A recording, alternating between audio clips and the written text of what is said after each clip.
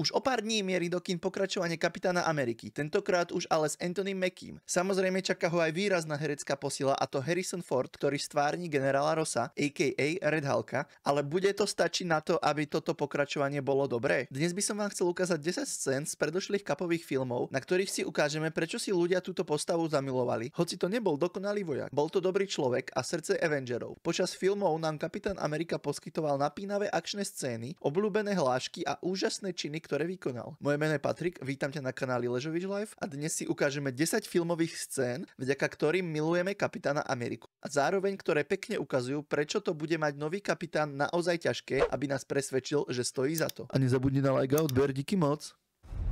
You're not Steve Rogers. You're right. I'm not.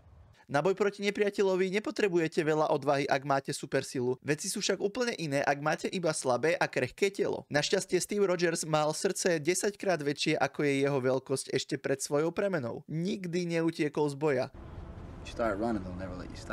A keď Rogers stretol tyrana, odmietol sa vzdať. Zaujímavosťou je, že Steve používal veko smetného koša ako štít na svoju ochranu. Našťastie Bucky Barnes prišiel včas a zachránil svojho priateľa. Tento moment nám ukazuje vytrvalosť a pôsobivú vôľu Steva Rogersa, ktoré sa stali hlavnými črtami Kapitána Ameriky. Supervojak by mal mať mimo dobré fyzické vlastnosti aj odvahu a bystrosť. Počas výcviku vo vojenskom zariadení Steve dokázal, že má oboje. Bol jediným vojakom, ktorému sa podarilo zložiť vlajku z vrcholu tyče. Okrem toho sa Steve hodil na atrapu granátu, pripravený obetovať svoj život, aby zachránil ostatných.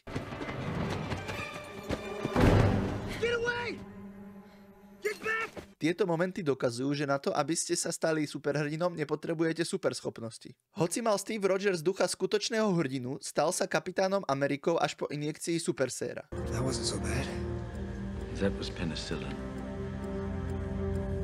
Počas experimentu Steve kričal od bolesti, ale keď Peggy Carter a Erskine chceli zastaviť proces, Rogers ich požiadal, aby to nezastavovali. No! Don't! I can do this! Hneď ako sa komora Vitarej otvorila, všetci videli Steva v jeho dokonalom tele. Bez pochyby to bol kľúčový moment v Stevovom živote, ktorý poskytol MCU jedného z najpopulárnejších superhrdinov. Keď už hovorím o tých najlepších momentoch, rád by som spomenul úžasný súboj vo výťahu vo filme Kapitán Amerika Winter Soldier. Cap ponúkol svojim nepriateľom možnosť vystúpiť z výťahu ako pravý gentleman. Before we get started, does anyone want to get out? Rozhodli sa však riskovať a zaútočiť na jedného z najsilnejších superhrdinov. Samozrejme, výsledky tohto súboja neboli prekvapujúce. Napriek početnej preváhe svojich nepriateľov ich Steve bez problémov porazil. Okrem toho, odkaz na túto scénu je aj v Endgame, v ktorom Cap oklamal agentov Hydry vo výťahu, vydával sa za člena nacistickej organizácie slovami Heil Hydra. Nebolo to len pokúknutie po komiksoch, ale aj skvelá demonštrácia Rogersovej inteligencie. MCU je plné ohromujúcich bojových scén a boj face to face medzi Kapitánom Amerikom a Winter Soldierom určite patrí medzi tie najlepšie. Tento moment je dokonalý vďaka realistickým kúskom Buckyho s nožom a kapovými emóciami, keď si uvedomí, že nepriateľ je jeho najlepší priateľ. Bucky? Who the hell is Bucky? Ak by si chcel video na najlepšie scény aj na inú postavu ako na kapitána, napíš mi dolu do komentára na akú. Keď sa Barnes pokúsil o útek počas udalosti v Civil War, Steve použil svoju supersilu, aby holými rukami držal helikoptéru. Áno, je sakramensky silný a tento moment je jedným z najväčších príkladov jeho sily. A teraz si povedzme o jednom z najdramatickejších momentov v MCU, a to o bitke medzi Kapitánom a Iron Manom. Počas boja sa Steve snažil zachrániť svojho starého priateľa pred jeho novým. He's my friend. So was I. Hoci sa Starkovi podarilo získať výhodu, Rogers odmietol ustúpiť.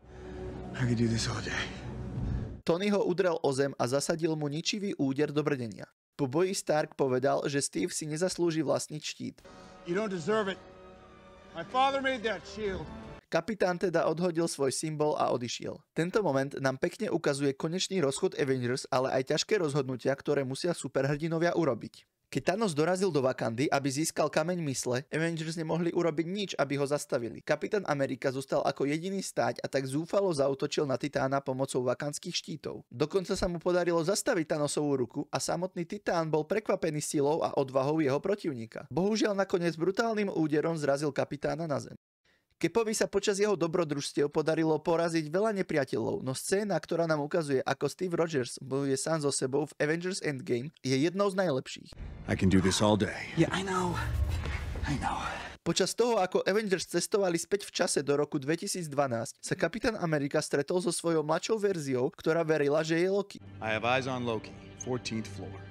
I'm not Loki. Videli sme úžasné vzájomné súboje pred tým, ako starší Steve použil triky na odvrátenie pozornosti svojho súpera.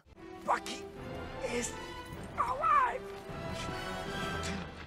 Čo iné som mohol dať nakoniec ako za mňa najlegendárnejší moment kapitána v celom MCU. Fanúšikovia dokonca aj samotný Thor boli ohromení, keď videli, že Steve úspešne zdvihol Mjolnir.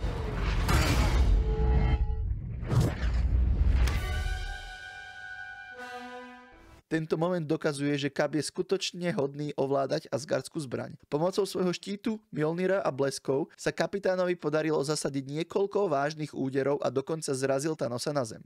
A ktorý moment z MCU je váš obľúbený a myslíte si, že nový Kapitán Amerika má šancu nahradiť samotného Steva Rogersa? Napíšte mi to dole do komentárov a nezabudni na like a odber. Díky moc.